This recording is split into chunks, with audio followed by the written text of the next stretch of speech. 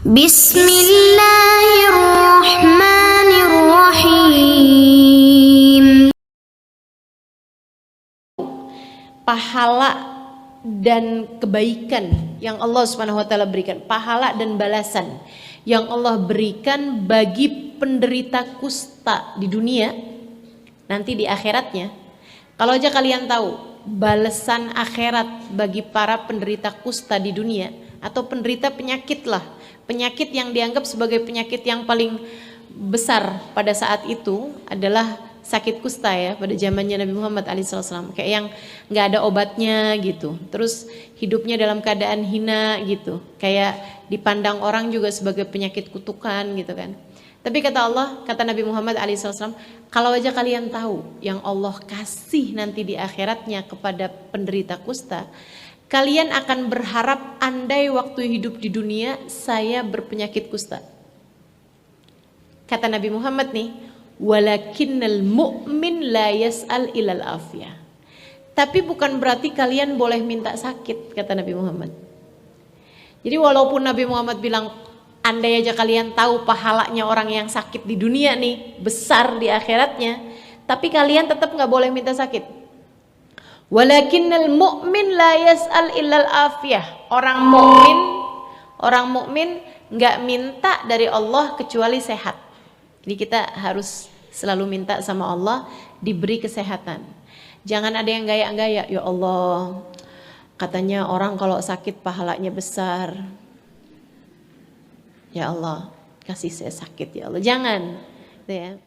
Habis dikasih tahu tentang pahalanya sabar ketika diuji dengan rasa sakit misalnya gitu, atau diuji dengan cacat misalnya gitu ya.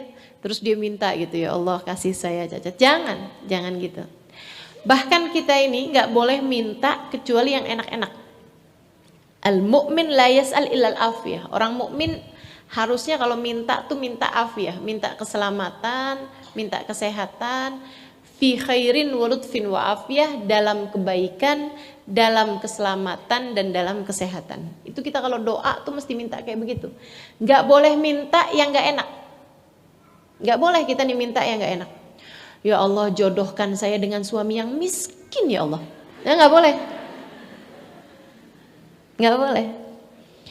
Tapi Ustadzah ada doanya Nabi Muhammad, Allahumma ahyini miskinan. Ya Allah hidupkan saya dalam keadaan miskin. Wa amitni miskinan. Matikan saya dalam keadaan miskin. Wa syurni fi zumratil masakin. Kumpulkan aku bersama dengan orang miskin. Ada kan? Ada, betul. Ada. Tapi itu kan doanya Nabi Muhammad. Kita nih nggak, saya gitu ya, dan saya rasa semua juga nggak ada yang berani doa kayak begitu. Ada nggak? Kalau ada yang berani saya ijazahin deh. Ya Allah, nggak berani kita ya doa kayak begitu. Karena memang sebagai kita nih yang awam-awam ini, teman-teman saudaraku sekalian, tidak boleh meminta kecuali yang bagus-bagus, yang enak-enak. Malah ada nih satu orang minta rejeki gitu ya, minta rejeki makanan tapi salah doa nih. Ceritanya gini, ada orang seneng ibadah, bagus ya, senengnya tuh ibadah, seneng sholat, seneng zikir gitu, seneng kholwat, seneng sendirian, zikir tuh dia seneng banget gitu, hamba Allah yang soleh. Masalahnya dia itu setiap hari mesti kerja untuk bisa memberi nafkah buat dirinya. Jadi dia bisa makan tiap hari gitu, karena kalau dia nggak kerja dia nggak bisa makan gitu kan, nggak bisa dapat uang untuk beli makanan gitu. Satu hari waktu dia lagi pulang kerja nih sambil bawa rotinya gitu, yang dia hasil kerjanya itu, dia tuh doa gitu. Doanya orang kalau lagi musafir, doanya orang kalau lagi capek abis kerja itu mustajab. Doanya orang yang terdolimi juga mustajab. Makanya kalau kamu lagi didolimi sama orang, alhamdulillah, doa saya mustajab. Gitu kan. Nah doa yang enak-enak deh tuh. Jangan doa yang gak enak, ya Allah balas dia ya Allah. Nah, gak enak tuh, gak enak. Tapi kalau kamu doa, ya Allah kepengen berangkat haji ya Allah, kan enak ya.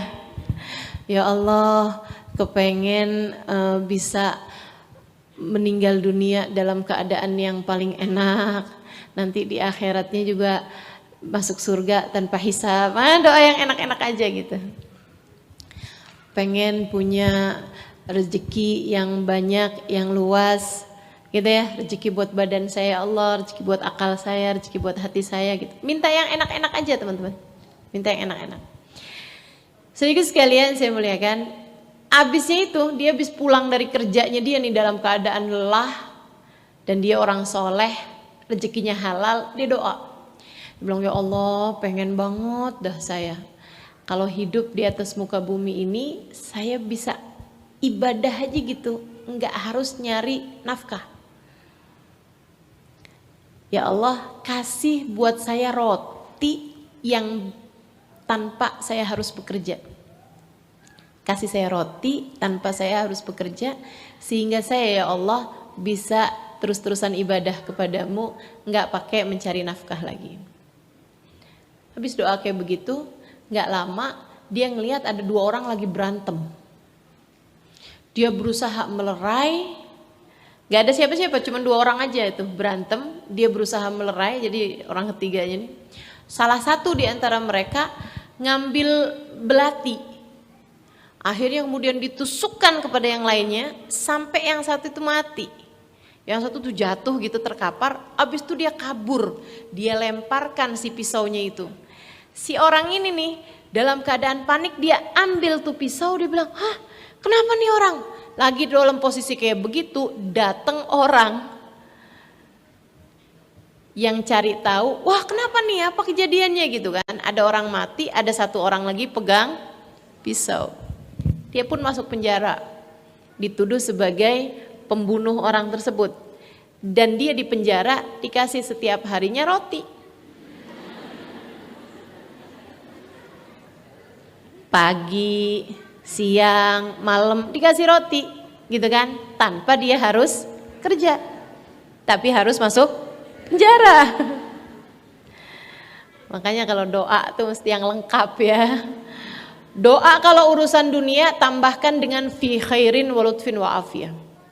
Fi khairin wa lutfin wa afiyah. Dalam kebaikan, dalam keselamatan dan dalam kesehatan.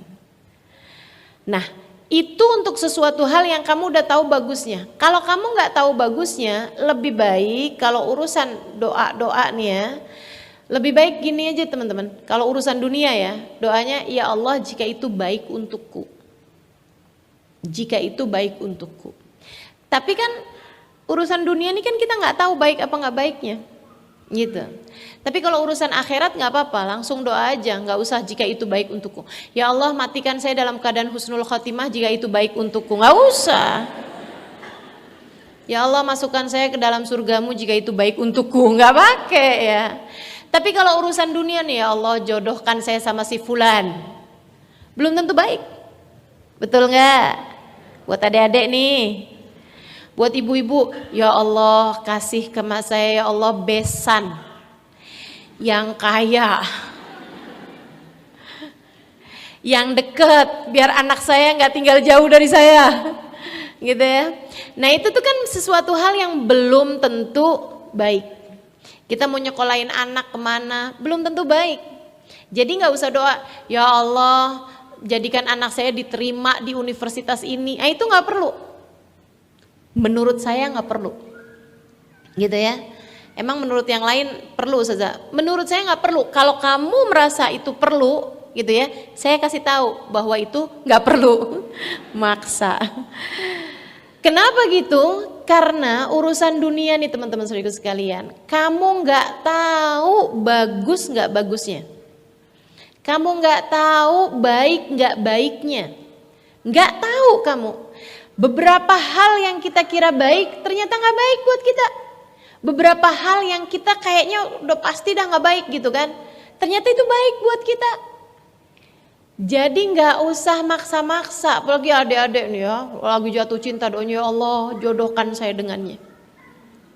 Kalau ternyata saya bukan jodoh dia ya Allah, carikan buat saya laki-laki yang seperti dia. Yang mukanya kayak dia, baiknya kayak dia. gitu ya, tingginya kayak dia, senyumnya kayak dia. Ya Allah, daripada repot mending dia aja deh ya Allah. Maksa gitu. Kita nggak tahu tuh yang begituan tuh baik apa enggak buat kita nggak tahu teman-teman, nggak tahu. Makanya kalau doa, kalau urusan-urusan dunia lebih baik tambahkan dengan in kana khairan li, ya Allah jika itu memang baik buat saya gitu. Emang doa harus pakai bahasa Arab? Enggak kan? Enggak ya.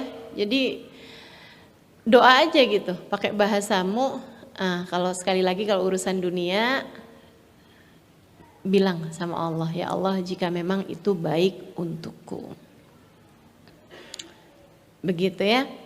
Teman-teman sekalian saya muliakan, kembali kepada topik kita. Badan kita nih punya rezekinya. Rezeki yang tertingginya adalah sehat.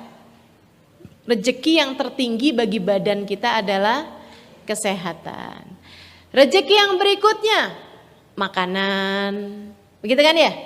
Rezekinya badan nih kan, pakaian. Rezekinya badan nih, tempat tinggal. Begitu. Itu rezeki-rezekinya badan. Nah, yang kayak beginian nih, kamu kalau doa mesti banget minta sama Allah rezeki yang halalan, thayyiban, mubarakan. Jangan asal banyak. Kalau minta sama Allah urusan rezeki jangan asal banyak. Ya Allah kasih saya duit yang banyak ya Allah. Yang sampai saya ngelihat nolnya tuh mesti ngitung gitu kan. Gitu ya. Ya Allah kasih saya harta yang gak bisa-bisa. Jangan asal banyak teman-teman. Harus pakai halalan, thayyiban, mubarakan. Kalau banyaknya itu terserah kamu. Kamu minta banyak, boleh, mau minta nggak usah banyak-banyak ya Allah, boleh juga, gitu ya. Tapi saran saya mintalah cukup, karena rezeki itu kadang-kadang ada yang dikasih banyak tapi nggak cukup, ada juga yang dikasih nggak banyak-banyak tapi cukup.